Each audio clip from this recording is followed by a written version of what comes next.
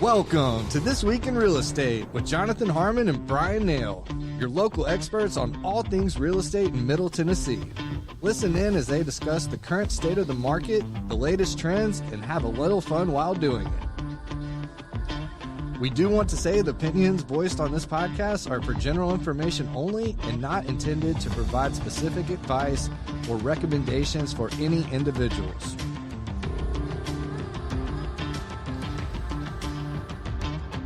All right, y'all. Welcome back to another week of This Week in Real Estate with Jonathan Harmon and Bryan Nale. Woo! Woo to the who! Woo to the who? Jonathan, your face is in front of your microphone. Gotta lean back. Woo woo. Get comfortable, man.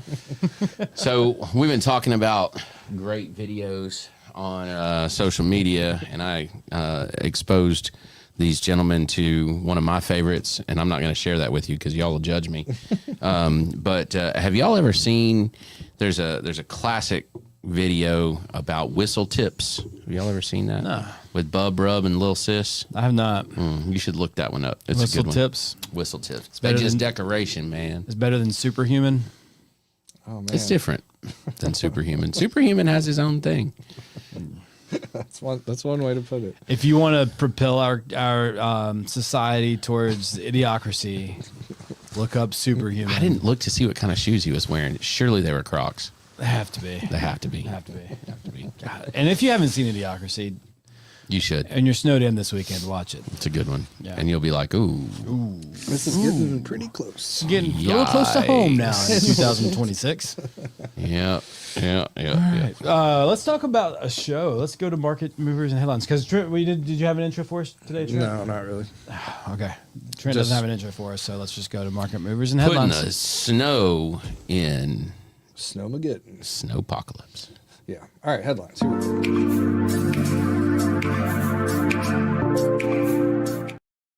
Hey, Brian. So, you know how they talk about the snow dome over Nashville? If it doesn't snow this weekend, would it be fair to say that we like dosed all of Middle Tennessee and Head and Shoulders? It would. Yeah. We've always called it the Nissan bubble. We think Nissan built a bubble over Rutherford County. Yeah, probably. Well, so last week the big headline was that Donald Trump wanted Fannie and Freddie to buy $200 billion in mortgage-backed securities. And that sent a big shock through the markets. Rates fell to like the lowest level in 3 years. It was beautiful. It was wonderful. We all loved that. They've kind of ticked back up a little bit. And what I told people was like, wait till it actually starts to happen, because that should move the markets a little bit lower. But then in almost a hindsight's 2020 thing, you start to sit back and you go, okay, that's a flashy headline. $200 billion is a ton of money. You know what the estimated market for mortgage-backed securities in the United States is? A lot more than that. It's $12 trillion. And so, yeah. So when we start talking about governmental numbers in money, it gets beyond our comprehension, because the reality is, as far as I know, unless I'm wrong, there are no trillionaires in the world, but there are billionaires. Yeah. And so, most of those billionaires, maybe they're worth, somebody that's wildly wealthy is worth $100 billion. Right. Right. And so, okay, $200 billion. Holy cow. I don't know of any human that's worth $200 billion. That's a lot of money. Yeah. And then you look at what a trillion is, you add 3 zeros to that, and it's like, And then you go to 12 of them. yeah. And 200 billion all of a sudden is a drop in that market. It's nothing. Bucket. I mean, it's not nothing, but it's not really It's something. enough for the headline to have moved the bonds and moved rates, and they didn't. And here's an interesting take on it too: is that at the same time that happened and mortgage rates were moving lower, the 10-year Treasury, those bonds, those were moving higher. Imagine the momentum that could have been picked up if that announcement had come at a time when the 10-year Treasury was on its way down. Yeah. That could have really thrown some kerosene or some into that tank, you know what I mean? And like really propelled us to even lower rates than where we got to. That's true, but what it did is it tightened that margin back up to where it Yeah. should be, quote Right. unquote. Right. And that's what we've always said, is that we need liquidity in the market to reduce that spread between the 10-year Treasury and mortgage-backed securities. Yeah. And I'll tell you that also, I didn't think about this when we were doing a little show prep, but the other buzz that's happened in the housing market is this call to prevent corporate buyers from buying single family residential homes. Yeah. And, I have really mixed emotions about it. Number one is if that were to happen, okay, let's take it to its extent, and then we're going to come back to the rate thing. But if that were to happen, you're removing, if we go back and we look at transaction count over the last 2 years, 3 years, 4 years, whatever, it's a significant portion of the transactions that occurred in that span of time, in our area at least, that were the corporate buyers. Now, what that means is if you take all of those transactions out, if they were going to not be there, okay, then all of those huge price increases that happened wouldn't have happened, not to the same extent, for sure, right? And you go back and you look at, say, 2019, 2020, 2021, that time frame. So frequently, the multiple offer situations, they almost always had at least one or two of those corporate buyers in it. Sometimes I had one that I had 30 offers on a house one time, and it had 6 corporate buyers in there, and they were all cash. Yeah. Right. Now, in that particular circumstance, my sellers were not inclined to sell to one of them. Number one, just philosophically, but then also an individual buyer made a better offer. Yeah. And so, but what that served to do is it drove prices way up. It sure did. Way up. It sure did. Yeah. So now if we pull those out of the equation at this point, right, we're already seeing prices start to tick down just a little bit. Like I published my take on the December numbers that's going out in the mail out newsletter here in about 3 days. And December to December, 24 to 25, we had a pretty substantial fall off in average price. Now, understand that when I start quoting average price, that there's a little bit of a misleading, the headline is a little misleading, okay? Yeah. So if the average price in Rutherford County falls off by, I think it was like 60 grand, or no, 30 grand or something, for the month of December to December. It doesn't mean that people lost, it doesn't necessarily mean that people lost $30,000 off the value of their house on average. That's not what that means at all. What it does mean is that the houses that were selling were less expensive, and then the houses that were selling that were not less expensive might have dropped their price, right? So we gotta read through that. It only measures the houses that sold. Right. And so if the only houses that are selling currently are the lower priced houses, then your average sales price is going to drop. Right. That makes sense. Absolutely. So if you're sitting in a $700,000 house right now and you're at a 2% interest rate, you're probably not selling. Yeah. So you're not even in the market. You're not being calculated in there at all. And 3 of those sales would suddenly change that average sale price. Does that make sense? Yeah. With a lower transaction count. And that's really the story, is the transaction count, not the dollar amount. The transaction count was only like 2% or something lower December to December. So the seasonality was still there, and it was lower, but statistically significant. We were only 2%. I think it was 2%. Yeah. Lower. So it's not statistically significant in the transaction count. However, if all those transactions were lower priced homes, that's going to affect that average. Now, here's the problem. If at the same time that we have that happening, and then we also have institutional buyers pulled out of the market, right? Interest rates are flat. Our friend Shannon Wheeler talked about 14 months now in a row where the margin in between the movement has been tight, like less than 1%. Right. So all of that's flat. We've got a stagnant market there. We've got a little bit of price drop off. Only the lower priced homes are selling. Okay. People are anxious about stuff. What we have is a stale market that just like nothing's happening. So what that means is if you have to sell, you got to make something happen. And we end up self-fulfilling on the price drops. I don't know if you have this data, and this is something that as you mentioned, was not discussed in show prep. So you may not, but when you talk about removing the institutional buyers from the market, how many are left right now? And I asked this question from the standpoint of on the mortgage side of the real estate business. I don't see a lot of my clients losing out on multiple offer situations. And when they do, it's not usually to an investor from what I gathered. And that's my anecdotal experience. Sure. So if you were to do any... They're still out there. We're getting offers from some. Okay. Not on every house like we used to. Yeah. But here's the thing. There are definitely still the ones that you as a homeowner can go to, right? Yeah. Your Mark Spain's, your... Right. Open doors, things open like that. door. That's what I couldn't come up with it. Yeah.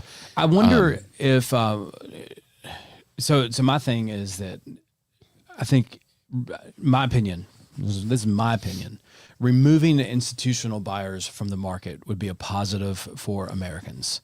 I'm not a fan of the housing market being commoditized in that way, where I feel like we are being conditioned to become a nation of renters, and the home ownership, the American dream gets harder and harder to obtain for the younger generations, or for not just the younger generations, but like the Gen Xers and the millennials who still haven't purchased a home yet. I see more the average age of a first time home buyer is now approaching 40 if it hasn't passed 40.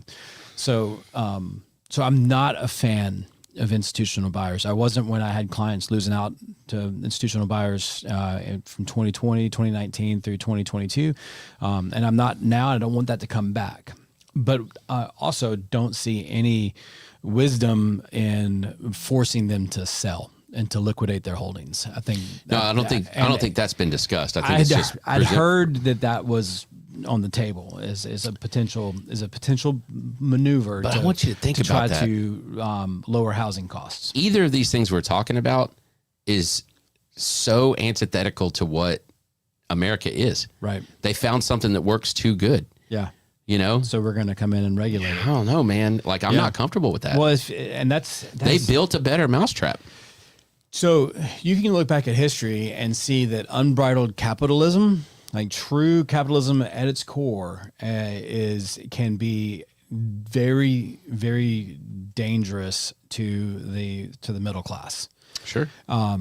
To the working class. And so I think, if you were to look at that, like it's easy for us to look back now at the the History Channel's Men Who Built America series and be like, oh yeah, those guys were just Mavericks. The Mavericks, capitalists, but man, if you really look at what they did and how they acquired their wealth and how they built their businesses, they did it on the backs of the people who were dying in their factories and who were dying in their mines and dying building their railroads, and the working conditions were terrible. That's why we created unions. Sure. So, and that's why the government got involved with regulating a lot of these things. But is this the same thing? And anti-monopoly, laws and stuff, antitrust laws. It's, I don't think it is. I do. I think it may not be the exact same thing, and from a standpoint of it's manipulating the workers, but I think it's manipulating a market, and it's driving the average person when they're in mass force like they were for that 3-4 year period. It made it extremely difficult for a first time home buyer to use a THT loan. It was hard enough competing against other buyers that were coming from out of state with cash offers. But when you threw in the institutional buyers, first time home buyers didn't have a chance. I get that, but at the same time, the sellers made the choice to sell to those companies. Right. There was no forcing. No. There was no, you didn't have to do it. And you could say, well, yeah, but they offered more money. Well, we're talking $4,000, $5,000, maybe $6,000. Yeah. We're not talking about significant money. $4,000, $6,000 month after month after month stacked for 36, 48 months. And that led to where we got with home prices and where they are still to this day. And I'd say that, and I don't want the values to come down because, okay, they are what they are. But that's now. what would happen. So if they come in and make them sell, I don't want that to happen. I think that would be a detriment to our economy and to the people who have invested. Because we talk about these institutional investors, but guess what? We all have, to some extent, a hand in that pot, because a lot of our 401ks, our pension plans, and the mutual funds that we hold are invested in those companies. And not to mention, if I own a couple of rental houses, right? So my exposure is greater than somebody that doesn't own a rental house. Right. So if you were to go like, right, the whole concept of ad absurdum, right? Like, let's take it to the point of absurd, right? And they just dissolved those companies and made them sell everything back. You would flood the market. It would be terrible. And it would tank everybody's values. Yeah. Right. So whether you own one home or you own three, or, you know, some of my friends that own, let's say 25, right? You own 25 homes. It's a lot of houses, right? Your exposure is tremendous. Yeah. And a lot of the houses that the person that owns 25 houses owns are similar very to the in ones direct competition with those. And who's going to buy them? Is there a market for enough qualified buyers? No, so we don't want that to happen, but I have no problem with limiting and regulating. But how do you make that? How do you set that? And as as a financially buyer? conservative minded person, I understand the dichotomy of what I'm saying. Well, who's an institutional buyer? That's my question. Where do you draw that line? Yeah. So if I have a C corp, right, a regular corporation, and in my corporation I own 10 houses, am I an institutional buyer? I'm an institution. Even if I'm an LLC, right? Yeah. I own 10 houses. I am an institution. Where do you draw by that law, line? And, right? And is it? Do you I put own geographic 50? restrictions on them where you can't own more than 10 in the zip code? I don't know. I don't know the answers to those questions. How do you do that? We've never done anything like that. And now you're talking about another level of bureaucracy where you have to have an agency that's investigating this and monitoring it and reporting on it. So, well, the layers of it go really deep, and we're not going to solve this problem here in this conversation. But I do, in general, I am a fan of some sort of regulation on institutional buying. Those same institutional buyers worked around that the same way that I would. Should they do that? So if your LLC can only own 10 in a zip code, you just set up multiple LLCs. Yeah. I mean, there's so many ways. It's impossible. It sounds good. Yeah. Right. And I think what drives me the craziest right now in politics in general, and it's not just the Trump administration. It's not just, the blue or the red. It's all of them. Right. All of them want to pander to what they feel like we will latch onto, right? It sounds great to limit that and to take that Did you get beat out in a multiple offer situation and end up paying $25,000 more? Well, we should not let those people buy the houses. Well, and I think that's become a political tactic to just make big, broad, sweeping claims and statements that there's no way you can back up. Even having Fannie and Freddie buy them $200 billion mortgage securities is it sounds awesome. We don't know if if the executive branch can really make that happen, right? So because they're quasi government, they're not even fully government. So there's and at the same time there's a push to privatizing those organizations. So so then what? Yeah. Right. So you're hitting on something big time there that we can make like big statements like we want there to be a 50-year mortgage and we want there to be no institutional buyers and we want the Fed we want the GSEs to buy $200 billion mortgage securities. We can make all these big, broad, sweeping statements that have it's for headline grabs that catch the headlines and catch voters' minds and he's doing this for us and then they wouldn't let it happen. They wouldn't let it happen. That's the brilliant part, right? Yeah. Donald Trump said he wanted to do this, and this, and the swamp. Remember that term? Well, they just said no. Yeah. Well, what he's saying that he wanted to do couldn't be done. Yeah. So it's not that whoever they are, said and there no. might have been a myriad of great reasons why you could debate that that action shouldn't be taken. Yeah, exactly. It's we are being and listen. This is I think to me this is the big takeaway. Okay, so when we start talking about buying the Fannie Freddie thing, right, and we start talking about just all these things that we brought up today. Okay, you've got a news cycle. It's a very short news cycle, and it's a very sensational news cycle, right? And every one of these little news items, now our news is so fractured. Some of you may get news from us.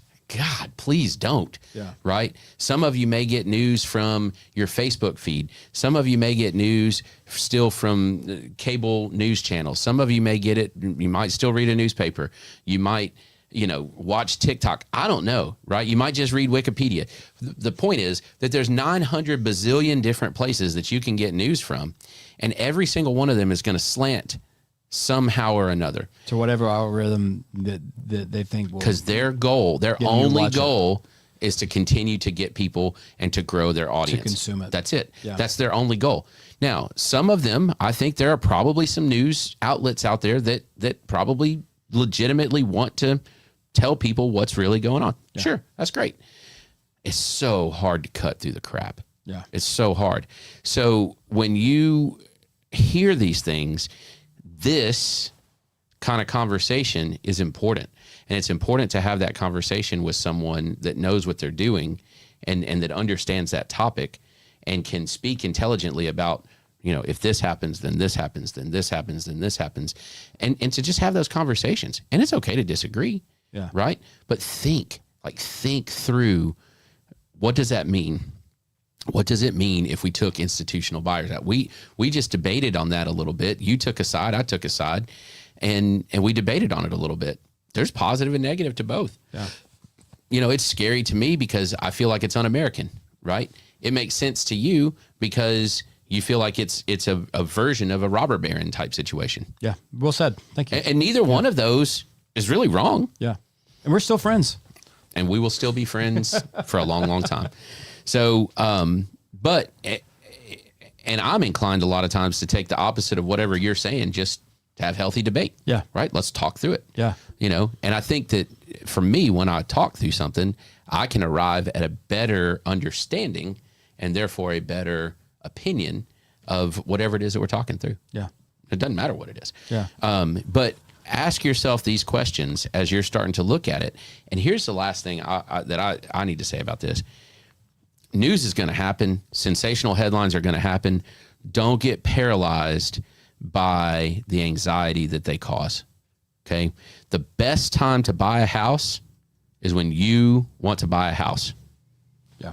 And trying to time it, trying to read this story, and this story, and this means that the rate's going to do this, and this means that the rate's going to do this, and then if this happens, it's if then choose your own adventure book. You remember those? I love those. Oh, man. You just can't do it. So buy a house when you are ready to buy a house. That's it. There's my advice to you. Yeah, love it. All right. Let's go on to what is going to be a new segment for this show. In fact, it is so new that we haven't given Trent enough time to create a transition for it. So that's up to me and you to transition. And this segment is called Bingo Card. Mm-hmm. How many times have you seen somebody say on social media? Because nobody ever really says this in real life when they're talking to somebody else, right? But on social media, somebody will post, "This wasn't on my bingo card for 2026. I've actually said it in real life. Oh, okay. Well, Jonathan's an exception.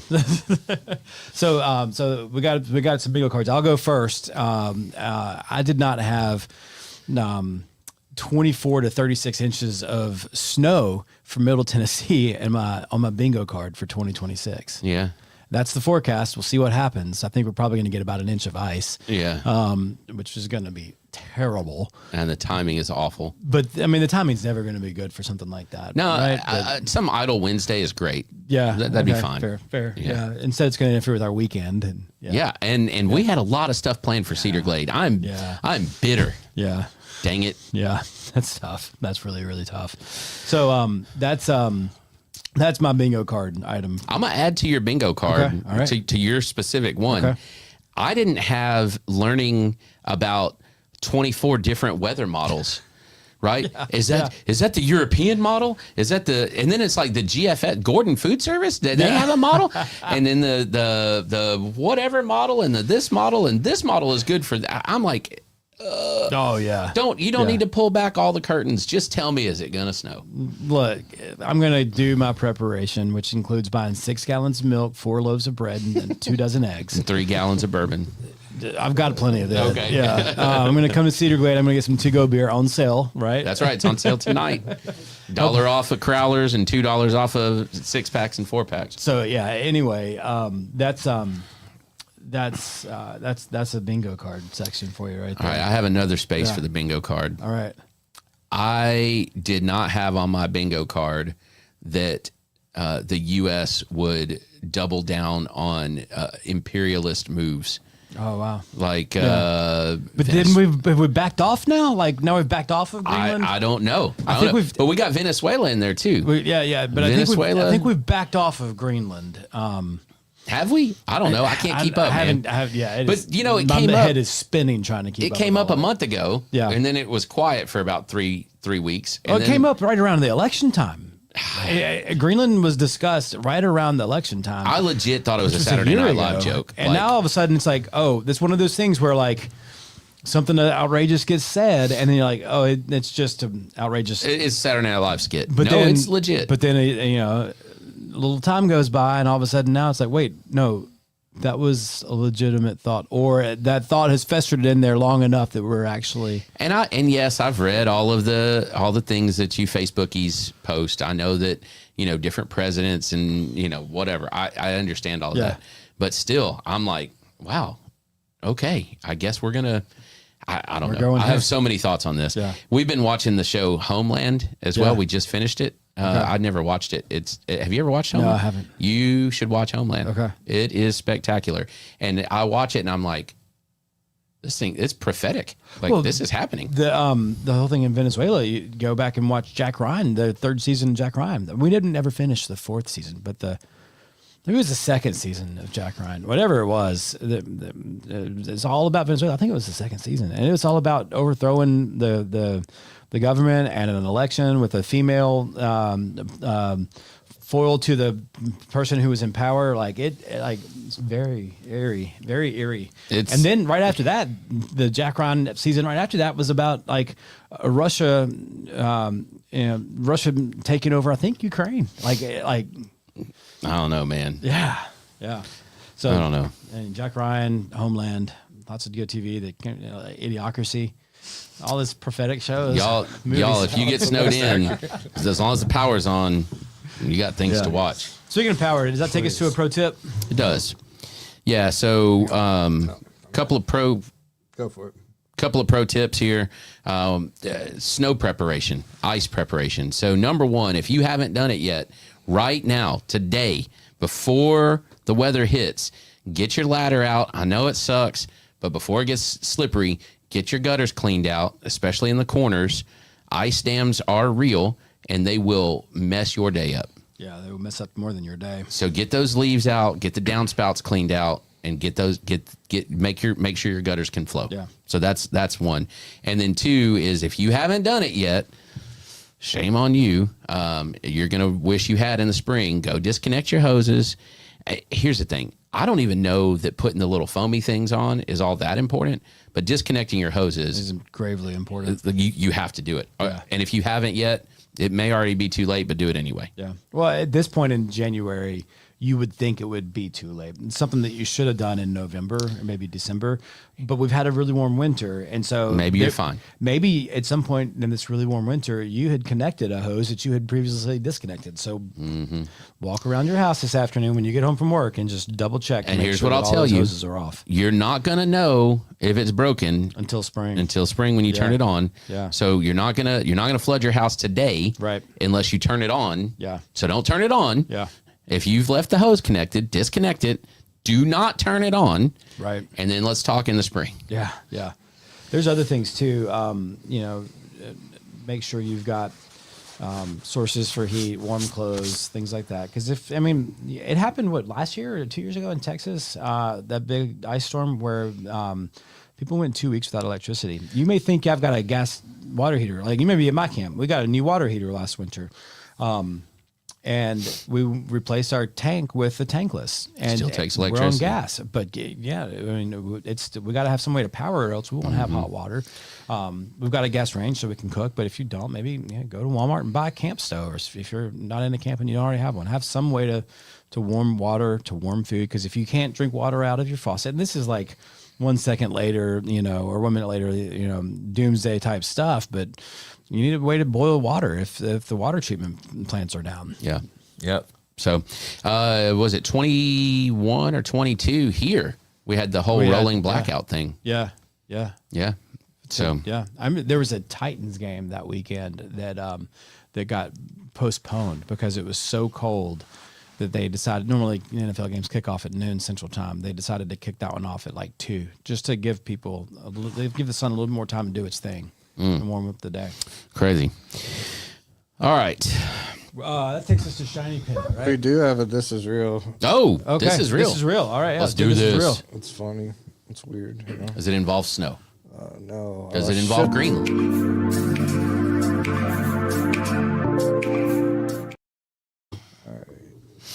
This little guy cracked me up.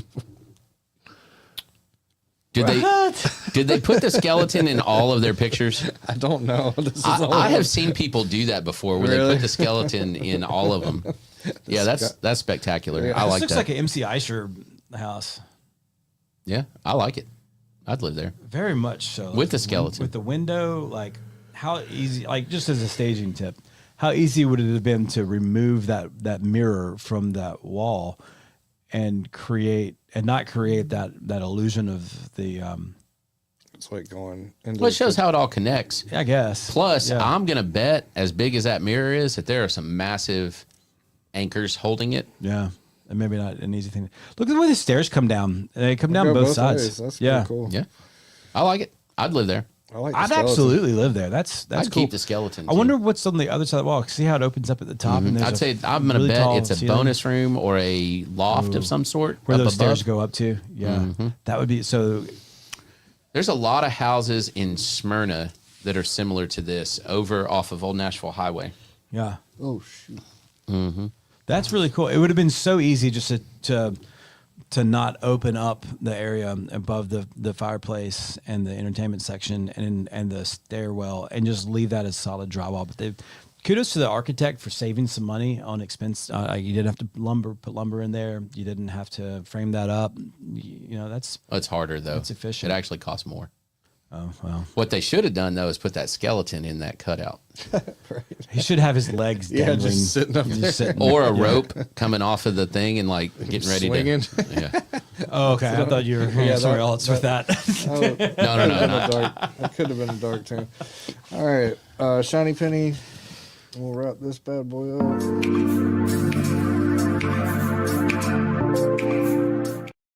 Back to you.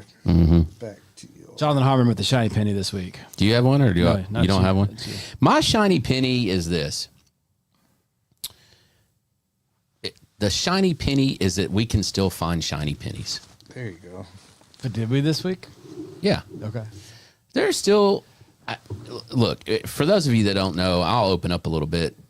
Personally, I'm going through a lot right now. The one solid thing in my life is my marriage, and I love my wife, and she loves me, and we're solid. But my goodness, there's a lot of other stuff going on. Yeah. We have a wrecked truck. We have a house debacle that we're in a lawsuit on, that we're suing somebody. We're all living in this little tiny house with a bunch of people and a bunch of dogs. And like, I'm not worried about warmth because we'll just all pile in one bed. Yeah. You know the band 3 Dog Night? We got 3 dogs. It's going to be fantastic. Yeah. I'm not worried about it. So, with all of this stuff going on and, we get bad news, the Cedar Glade's fine, but, we have a weekend like this coming up where we had a bunch of stuff planned. Well, that just dumps more work on rescheduling stuff and, so like all these things that are happening. And it's like every single day, it's like, hey, here's one more thing for your bingo card. You know what I mean? Yeah. But even with that, we can still find shiny pennies. We still get a call every now and then from Abdu and hear about some great thing that they're doing. Yeah. We still have organizations in Rutherford County that we're associated with, that we're friends with, that are doing incredible work. We still have friends whose businesses are thriving right now that, we're a little crazy. Like, Yeah. why would you even go into business doing that? And they're thriving. Yeah. And so there's still shiny stuff. There's still good stuff happening. So anytime I get anxious, that whole idea And I'm not the most spiritual person in the world, but that whole concept of count your many blessings, right? You know, the classic hymn. Man, it's so real. Well, and yesterday I had an opportunity. I'm glad you mentioned something you said triggered this in my thought process, where I thought I didn't have a shiny penny, but man, you're right. We can find them. And sometimes they're just right there in front of us. Yesterday, I got to go to a luncheon for United Way, and they're celebrating 70 years. That organization started 70 years ago in Middle Tennessee. That's crazy. It's like the United Giving Fund, and then they combined with the United Way at some point along the process. People when I used to be very involved with United Way, and I still am to an extent of like sponsoring some of their fundraisers and attending some of their events and things. But I used to help with their campaigns, and we'd go into workplaces and try to talk these employees of this company to contribute to the United Way. Most of the time, the company would match what they put in up to a certain level, so that they could double their investment. And kind of the same thing that a lot of the food banks talk about. You could give directly to an organization, but the United Way has a finger on the pulse of what the community needs and can leverage your dollar and turn it into more dollars, because they just have that ability that a lot of nonprofits do to have agreements in place with providers and wholesalers and things like that, where they can stretch that dollar further. And at the time that I was doing this, I was the president of the Domestic Violence Board, and I was on the board of directors for Rutherford County Books from Birth. And I would always tell people, like, give to United Way, because United Way is going to turn around and they're going to invest that money back into this community. They're going to take your dollars and they're going to give some of it to domestic violence. They're going to give some of it to Books from Birth. They're going to give some of it to Read to Succeed. They're going to spread it around to the places that need it. And they've got that finger on the pulse. Now they also do programs, like right now would be a great time to talk about VITA, Volunteer Income Tax Assistance. So if you, one of the worst things that someone can do is find themselves in a spot where they're like, oh man, I need $700 and I need it tomorrow. I'm going to go to some tax place on the side of the road, and they're going to give me my return the same day they file it for me.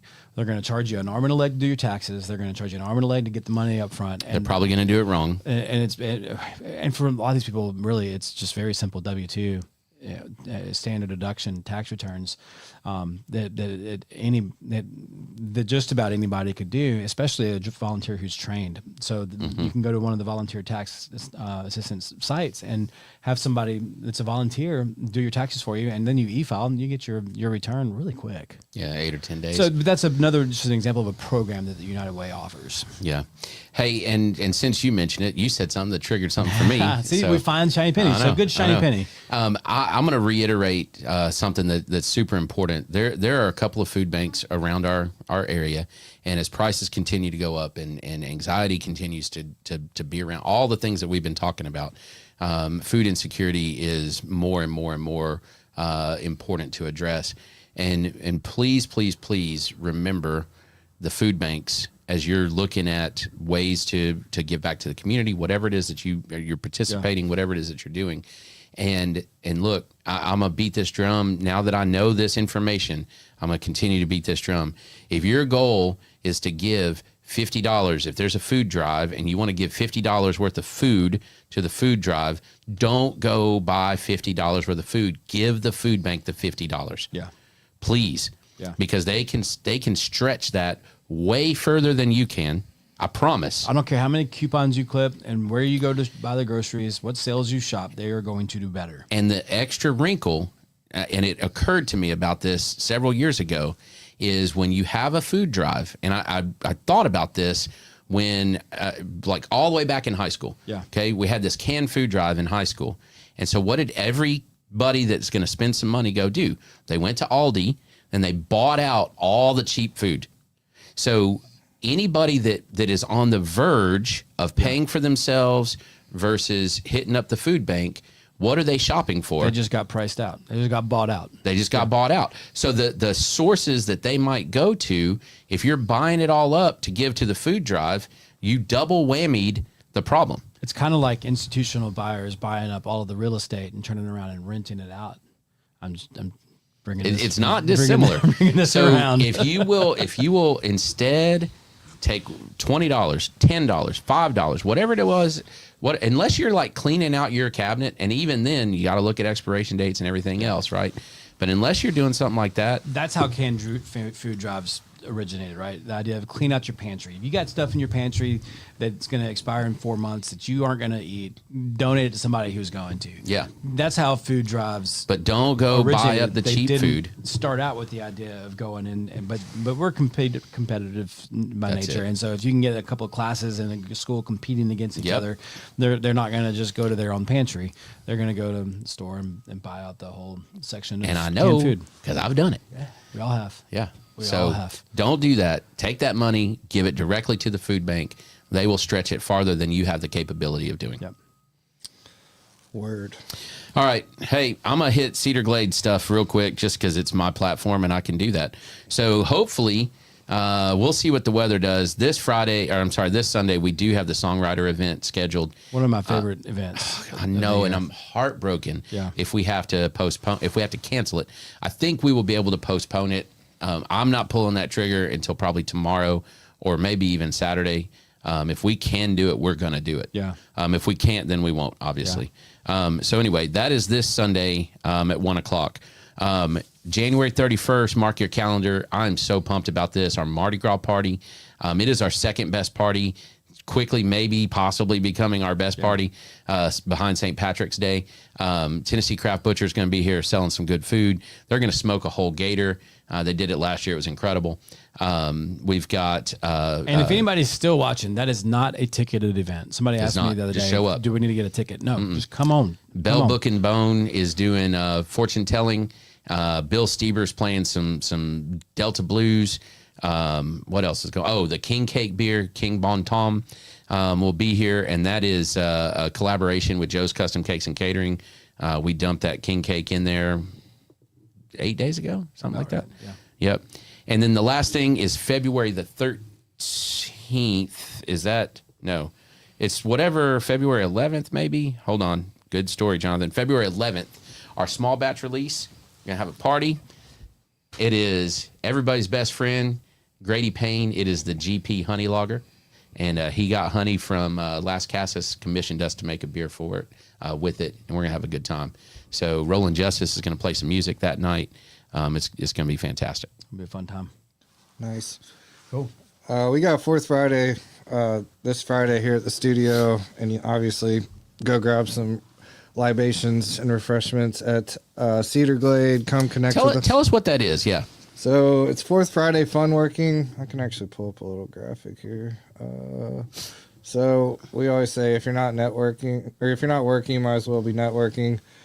Just a live stream here in the studio, a chance for people to share about their business, who they are, what they're looking to do, who they're looking to connect with, stuff like that. It's my friend Jessica Bryan and I hosting that.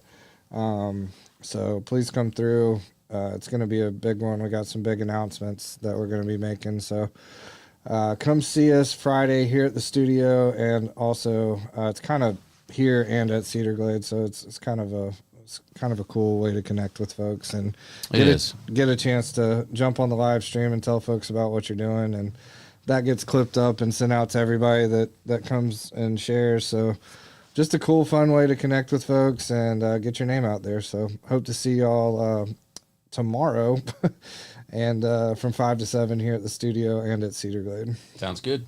Yeah, Fantastic. All right. All right, we'll see y'all on the next one, or hopefully tomorrow. Peace. Oh, no. Oh, we got comedy tomorrow too. I forgot to say that. That'll happen. I hope so. Tomorrow's events will be fun. It's Saturday. Thank you for listening to another episode of This Week in Real Estate with Jonathan Harmon and Bryan Nale, your go-to resource for all things real estate in Middle Tennessee. Be sure to like, share, follow, subscribe, and leave us a 5-star review. We will see y'all on the next one. Now for the nitty-gritty. Primis Mortgage Company is a subsidiary of Primis Bank, a member FDIC. Primis Mortgage NMLS number 1894879, BK number 1042893, ML number 1894879. As always, all loans are subject to credit approval and product guidelines. Equal housing lender.